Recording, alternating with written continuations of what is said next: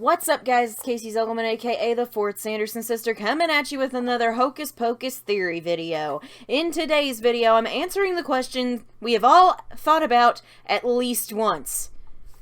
How did the Sanderson Sisters escape the Salem Witch Trials? Surely people would have come for them during the heat of all of it, so why didn't they? Well, our answer to this fictional question is rooted in the dark history of Salem's past.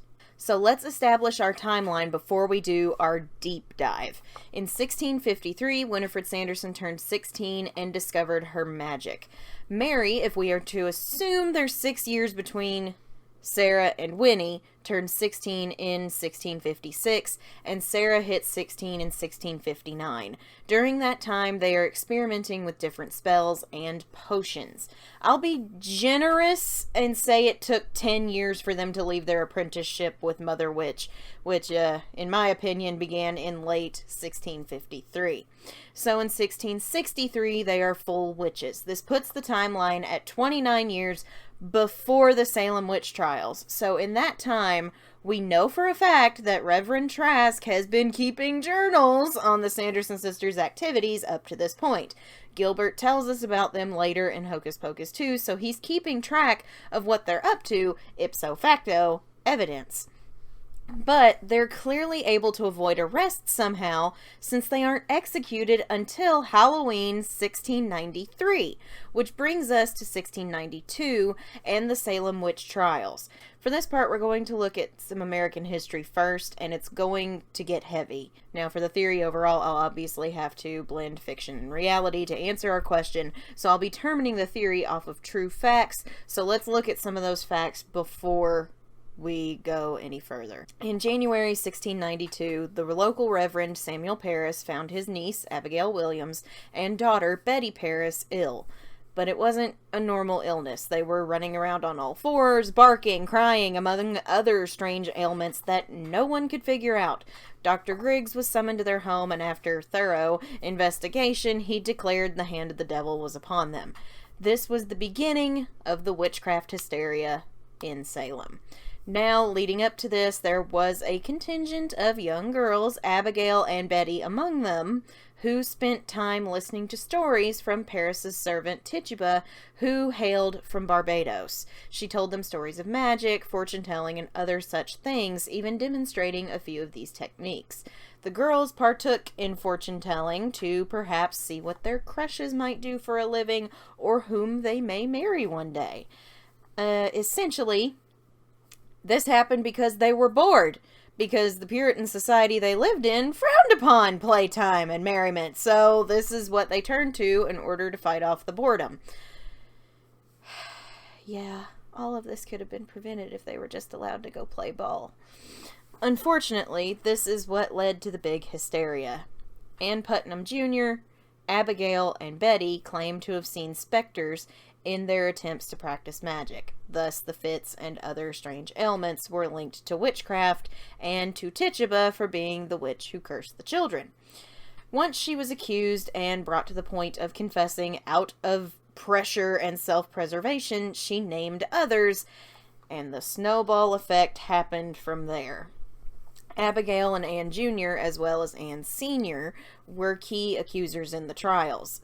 It's been debated over time if the instability of Ann Sr., due to multiple deaths in her family under strange circumstances and ailments, is what provoked and influenced Ann Jr. during the trials. And you can do some research on that as well. It's actually pretty dark and upsetting. Ann Jr. would actually later make a public apology in the courts after the trials were over for her part in the hysteria. This led to 19 hangings, Giles Corey being pressed to death with stones, and 5 others who died in prison among the over 100 accused. So many were arrested and put to death due to the submission, and worse, accepting of spectral evidence. Spectral evidence basically means visions had by the victims of their tormentors. They were allowed to use these visions as evidence in the courts, and it often led to the arrest or death of the accused. The Salem Witch Trials lasted from spring of 1692 to the end of May 1693, when the courts were disbanded after The courts had been reorganized during the last couple of months to no longer accept spectral evidence as testimony. Thank God, because that was the stupidest thing ever. That was so stupid. It was so stupid. As well as get those imprisoned cleared and sent home. So where were the Sanderson sisters during all of this, and how did they avoid it? Especially with Trask's journal lying in wait to convict them. Time to start mixing reality with fiction. Well, in 1653, we saw that the three sisters were exiled from Salem, so they had to run away and make a new life elsewhere, or really, in these people's minds, die trying. Their elsewhere was the Forbidden Wood. This was also not too long after Salem was established as a colony, a mere 27 years previous. The Forbidden Wood could have been forbidden for a number of reasons, but the most likely is that this was where the rumored magic was to take place. We know there's an altar in there, since Mother Witch says she comes to charge her magic in those woods. I also think there might be another reason, and it's white people being jerks, as usual. So I'm just spitballing with this one, so take it with a grain of salt, but it does make sense, because white people suck. It could be a territorial divide between settlers and Native Americans. I looked up maps on New England around the late 17th century, which editing Casey's probably popping up somewhere, and it showed that there was a Native American praying town not far from Salem. With how much spirituality is involved with Native American culture, it would make sense for the Puritan villagers not to want to cross too close to those areas unless they were like directly involved with the forcing of Christianity on the Native Americans that took place in those praying towns. But that's another story. Well, that's another story, never mind. Salem and a couple of other settlements were surrounded by these praying towns, and actually one reservation that was kind of smack dab in the middle of all of this stuff. My heart goes out to those people. My heart goes out to those Native Americans from back then. So, you know, the Puritans suck, and judge them and tell people not to go into the woods because of the Native Americans on the other side who might also be in the forest. Let me reiterate it one more time. These white people suck. Anyway, once the Sanderson sisters have crossed into the Forbidden Wood, nobody's gonna follow them. Not even close, and they probably thought them as good as dead anyway, since they were children at the time, until they inevitably showed back up later. During this time, they were developing their powers, getting book, and starting their practice with Mother Witch. The villagers are fairly aware of the Sanderson sisters by the time their legends were brought about, so I'd say while they weren't living in Salem proper, they'd still go into town for like shopping and supply runs every now and then. Their choice of living away from Salem proper in territory that divides Salem from the Native Americans, as well as being taboo because of, you know, all the magic and stuff in there, is the first factor that kept them safe. Something else that comes up during this period is Sarah getting friendly with Billy Butcherson. This is actually important, as it would only be possible if Sarah had ventured back into the town at least once or twice. My bet here is that Winifred tried to stay away from Salem as much as possible, considering she's the reason her family was exiled, and, you know, she hates these people, and I don't disagree with her. Her hate for the villagers would warrant her not really, you know, wanting to go back, so she'd send either Mary or Sarah for supplies. And if she sent Mary, Mary would probably send Sarah, and Sarah would just be the one ending up doing this stuff. With Sarah's power of enchantment, it was actually also safer to send her, as if any suspicion were to arise, she could just lull them back into ignorance. Billy and Sarah would have met up with each other on these trips into Salem, and their affair probably lasted for several years. I'm gonna go into a more detailed thing about this later on. Again, this is extremely important, as Billy's probably one of the big lines of defense between the witch trials and the Sanderson sisters. It would make sense for the Salemites to maybe start suspecting them because of the past and probably some mischief in between, but Billy would easily be able to vouch for them. He'd be taken seriously just because he's a man and in assumed good standing with the town. Not to mention, he was in a serious courtship with Sarah, and the villagers would likely see him as a good influence on her. So that's another factor for their survival, Sarah and Billy's love affair. It is very, very clear that they were truly in love with each other, given how they act towards one another in the two movies, and Sarah's defensiveness about the affair. Hello, Billy. Hello, Bill. Nonsense. We'll simply dig up my old lover, Billy Butcherson. Okay, sure. But, Billy was my lover. Oh, Sarah, you were just playing. Let's see what else. Billy would do anything to protect Sarah, even if it meant protecting 3 actual witches, one of which he's just, not that big a fan of. He was really fond of Winifred. But Sarah loves her sister so much. He knows how important her family is to her, and he loves her too much to hurt her. Billy's a huge reason they stayed safe during the initial hysteria. He, of course, was killed on May 1st, 1693, by Winifred after his affair with Sarah came to light. This happened during the last major month of the Salem Witch Trials, which, in my opinion, would kinda start pointing the finger of suspicion back towards them. However, they still held out for another 5 months, so again, the question becomes, how? The how turns us back to the history of the Salem Witch Trials. Many, many, many of the accusations were thrown around due to personal grudges against neighbors. This could range from land disputes or jealousy or maybe even infidelity to even the loss of children who died during birth or just after in the hands of a midwife.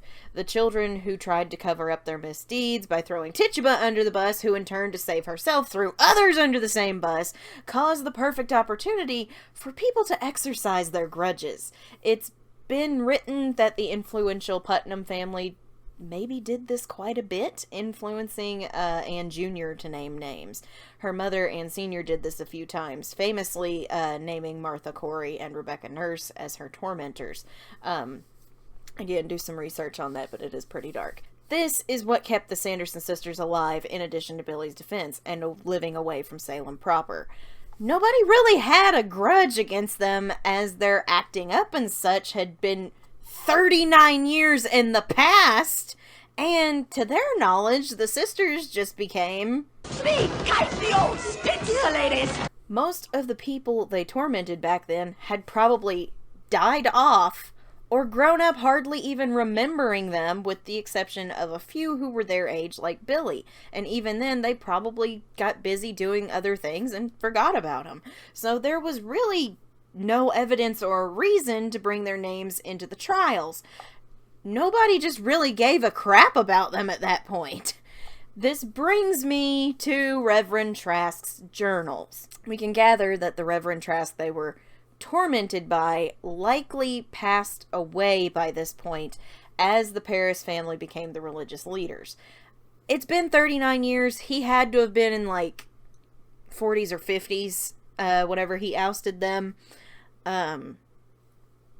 He was at least really old and senile by that point, but he probably is no longer with us. Now, this isn't to say the Trasks were like totally ousted or anything, but I think the issue of banishing children from Salem to basically go die in the wilderness because we don't want you here anymore might have made some people question their ability to lead as the years went on. Especially with Trask becoming obsessed with the Sanderson sisters to the point of keeping a journal on them.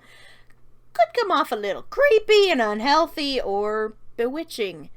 Trask probably would have obsessed over them till he died, passing on his journals to his offspring. They would believe what he wrote, but at this point in time, Salem's way too wrapped up in putting each other in jail than to take the real threat seriously. So the Sanderson sisters were safe due to not really having grudges against them, apart from the Trask family, the family who was no longer in the power seat of the town. The ones who were more influential, like the Putnams, were more apt to be taken seriously. Now, this isn't to say that they weren't up to stuff during this time, but their vantage point in the woods opened them up to targeting kids and families in other territories until, the heat was off in Salem. They could have ventured elsewhere for those bones of 100 children buried in those walls, which I actually proved that statement false in another video. If you haven't seen it, you can watch it by clicking on this thing right here. Having access to other means of exercising their powers during the Salem Witch Trials would still factor into the crimes we hear talked about in the films. But again, we really only hear about the one famous one, the murder of Emily Binks. Salem was their primary target, but they are smart enough to know when to lay off and lay low. It could also be possible that they threw suspicion off themselves by framing other people. But I don't think even they'd be stupid enough to even begin messing with the massive hysteria that is happening during this period. All it would take is one little name drop and bam, they'd be in prison. And probably on the executioner's block. They were clearly scared of the day their door would be busted down during the witch trials, because if you haven't seen it, the black flame candle was already in their house before they were hanged. I got him. I knew I smelled a boy. They had their failsafe at the ready because they knew it could be any week, on any day, at any moment in time that the witch hunters would arrest, try, and execute them. They knew their days were numbered, so they crafted the black flame candle to keep as a safety net should they get swept up in all of that mess. So factoring in all of this stuff, the Sanderson sisters did manage to survive the Salem Witch Trials by the skin of their teeth. The finger of suspicion only drew back to them when Winifred murdered Billy towards the end of the trials. But because the trials were still happening, that's probably how they skirted on through Winnie's rather dumb blunder. Probably should have waited till after it was over. But hey, she was mad. We do things when we're mad, even though they're not smart sometimes. Living outside of Salem in the woods, bordering another territory, Sarah's courtship with Billy Butcherson, and, well, the people of Salem taking this hysteria as an opportunity to take out personal grudges or gain wealth in various forms like property or other things, allowed the real witches, the Sanderson sisters, to survive this terrible chapter in our country's history. So, there you have it. That's my take on how the Sanderson sisters survived the Salem Witch Trials. This was a very difficult theory to put together, as I had to do some extensive research on the territories, on the trials themselves, and the people involved. So please, if you're new to the channel, remember to drop a like and subscribe if you haven't. It's free, it helps me, and what helps me helps you guys get more great content like this. I'm live on New Year's Eve at 2 p.m. Central Standard Time, 3 p.m. Eastern Time, 8 p.m. UK time for our New Year's crowd work. I've finally put up the community post for you all for the details on participation. Your participation is very necessary and very welcome.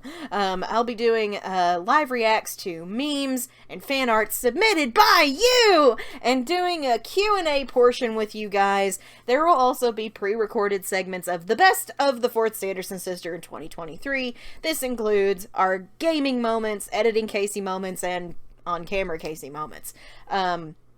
Black Flame Gaming this week will take place on Friday, December 15th at 7:30 p.m. Central Standard Time, 8:30 p.m. Eastern Time. We'll be continuing the Sarah Sanderson Plays Pokemon Soul Silver Randomized Nuzlocke. And when I'm recording this, we actually had a really great episode. I haven't gotten to do it yet, so I'll be live streaming tomorrow yesterday when you're seeing this. Time's weird! If you're a regular on this channel, please remember to drop a like and share your thoughts on this theory down below. Thank you guys so much for watching. I'm Casey Zogelman, aka the 4th Sanderson Sister, and I'll see you witches and wizards later.